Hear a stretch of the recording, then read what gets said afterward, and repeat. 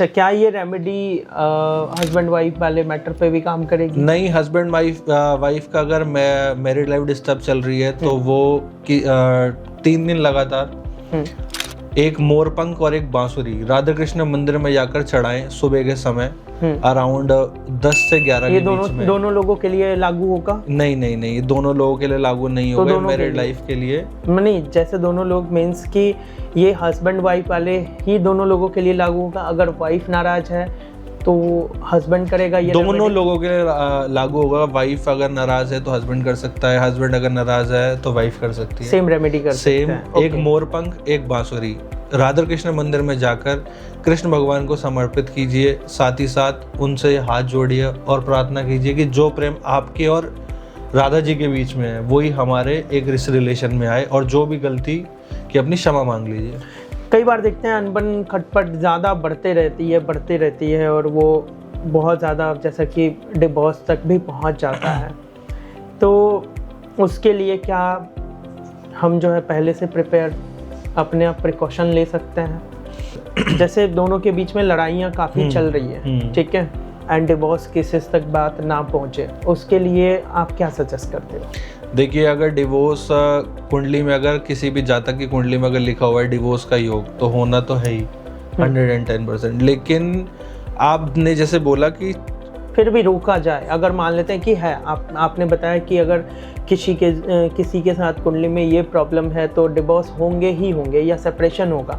लेकिन मैं ये मानता हूँ कि अगर मान ले कि कोई ऐसी रेमेडी हो जैसे उसको करने के बाद जो है शायद उसका वो रुक जाए, क्या ऐसा पॉसिबल है? ऐसा पॉसिबल है, बिल्कुल। इसकी भी रेमेडीज़ वगैरह होती हैं, साथ ही साथ वो डिपेंड करता है बर्थ चार्ट के ऊपर। इसकी कोई कॉमन रेमेडीज़ नहीं है। कौन सा ग्रह पीड़ित है मेल की कुंडली में, कौन सा ग्रह पीड़ित है फीमेल की कुंडली में, वो डिपेंड करता है उनके चार्ट को देखकर कि आप वहाँ पर कौन सी रेमेडीज़ काम करेंगे, किस ग्रह में क्या गोचर का ग्रह चल रहा है, ये इन सब चीज़ों पर डिपेंड करता है। अच्छा, कई बार जो है एस्ट्रोलॉजर्स उन्हें जेमस्टोन सजेस्ट करते हैं, तो क्या जेमस्टोन वास्तव में काम करती है? जेमस्टोन वास्तव में काम करते हैं, बिल्कुल एग्जैक्टली आपने बिल्कुल सही पॉइंट बोला कि जेमस्टोन वास्तव में काम करते हैं। साथ ही साथ इसमें कुछ ऐड करना चाहूँगा, कुछ लोग ऐसे होते हैं जो ना जेमस्टोन परचेज नहीं कर सकते, अफोर्ड नहीं कर सकते कि मैं कहाँ से जेमस्टोन वगैरह लूँ। तो यहाँ पर मैं आपको बुध ग्रह के लिए एक बताऊँगा, आप किसी भी एक कांच की बोतल को जी बुधवार के दिन उसमें पानी भरें और सुबह सूर्य उदय के टाइम पर उसको जाके अपनी छत में या बालकनी में कहीं जाकर रख दें जहाँ पर सनलाइट आती हो डायरेक्ट। अंधेरा होने से पहले उसको घर में ले आएं।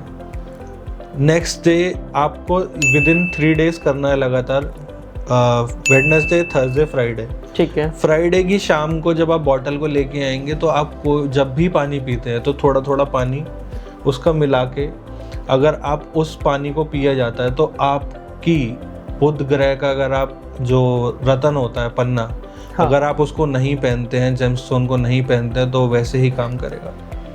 सेम कई सारे लोग जो है हरा चारा का सजेशन देते हैं, ये कितना काम करता है? बेसिकली जो आपने देखा होगा कि बहुत सारे लोग हरा चारा का बोलते हैं। यहाँ पर क्या होता है कि जो हरा चारा होता है वो बुध का कारक होता है, हरी चीज बुध का कारक होता है। साथ ही साथ गाय को खिलाने के लिए बोलते हैं तो वो शुक्र, यहाँ पर जो भी इंसान गाय को हरा चारा डालता है तो बुध और शुक्र दोनों को अपना मजबूत करता है।